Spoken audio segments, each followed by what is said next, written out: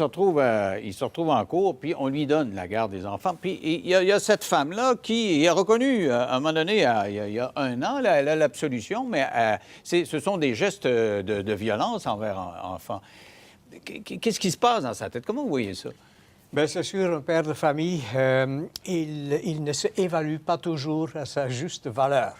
Et ça ne l'empêche pas de vouloir avoir ses enfants. Surtout, il a une nouvelle conjointe peut-être, alors il veut comme reconstituer une partie de sa famille, ou en tout cas ce qui en reste, etc. Ça, on peut bien le comprendre qu'un père de famille veut réparer, ni plus ni moins. Évidemment, est-ce qu'il a les aptitudes pour ce faire? Il est avec une nouvelle personne. Est-ce que cette nouvelle personne a été évaluée? Bref, on sait ce que la DPJ a décidé. Ils ont mis une condition. Ce père de famille, évidemment, il a été nécessairement témoin de tout cela.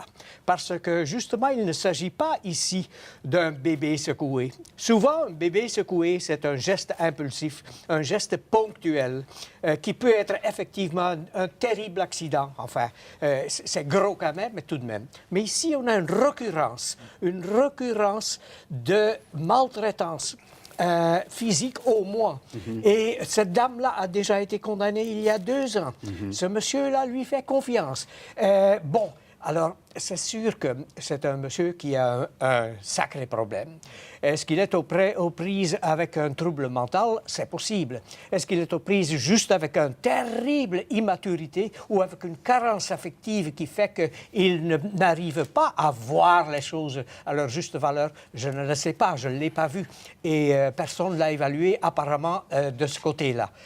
Mais c'est sûr que ce qui se passe dans sa tête actuellement, je me le demande. Est-ce que son allégeance est plus grosse envers sa conjointe qu'envers son enfant? C'est fort possible, parce qu'on le voit souvent, qu'il y a des parents qui sacrifient leur enfant sur l'autel de la perversité de leur conjoint. On le voit souvent, ça. Et ça évoque Aurore, l'enfant martyr.